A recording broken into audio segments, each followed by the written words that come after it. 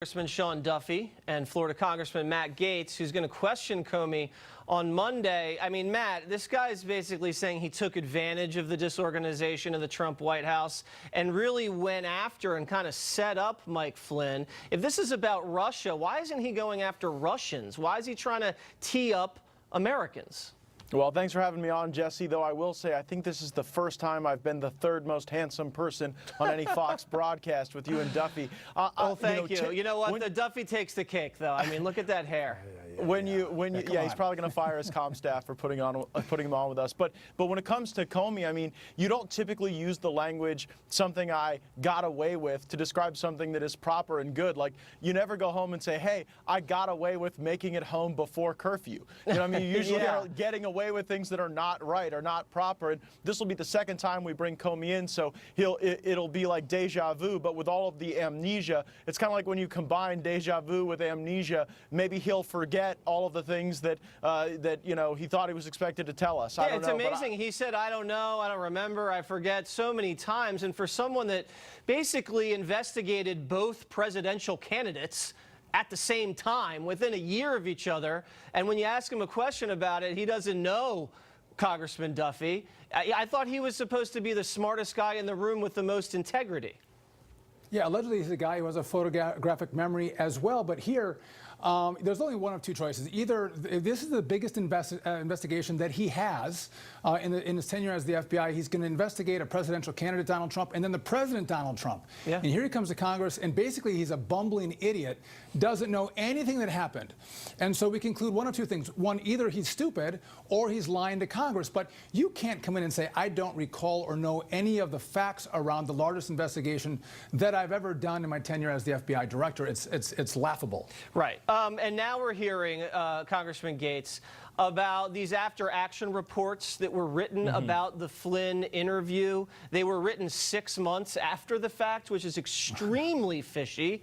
And we already know that they went in there without a lawyer present for Flynn. They tried to kind of coax him and kind of keep him relaxed and keep him loose. And they had what he said to the Russian ambassador printed out. He didn't contradict anything. They never thought he was lying. How's he facing any time at this point? I don't get it.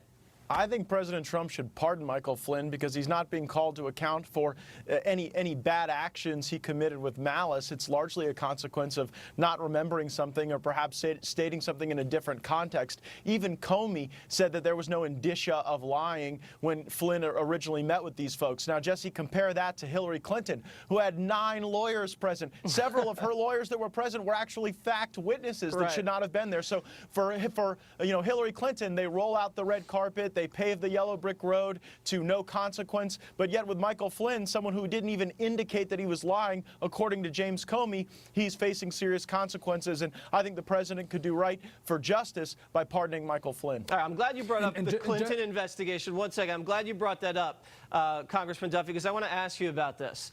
We remember the time when everybody was trying to find these Page Strzok emails and texts, and there was like this 6-month gap where they couldn't find them at a very critical stage of the investigation. Well, finally, the, I guess, Inspector General issued a report and said, you know what?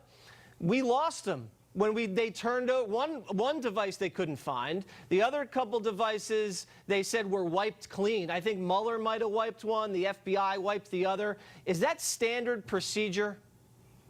No, of course it's not standard procedure. They should have retained those cell phones and the records of the text between Strzok and Page. But they didn't. But I think what you see, Jesse, is an utter disregard and respect for the process and the law, number one. But number two, I think the FBI had such contempt for Donald Trump winning this election, which is basically a contempt for the American people who elected him. Good point. They were willing to twist and contort the laws to actually try to prosecute him and implement that insurance plan to make sure that the electorate didn't have its way, that the FBI and the liberal progressive elites got their way to take Donald Trump out. And so whether it's the Russia investigation, whether it's collusion or campaign finance laws, they won't stop not looking for the truth. They won't stop until they take out Donald Trump. And Congressman Gaetz, we're just hearing about Hillary. She said under oath that she did the email server for convenience, and she also blamed her husband, Bill Clinton. Wouldn't be the first time she blamed her husband for trouble. I'll give you the last word.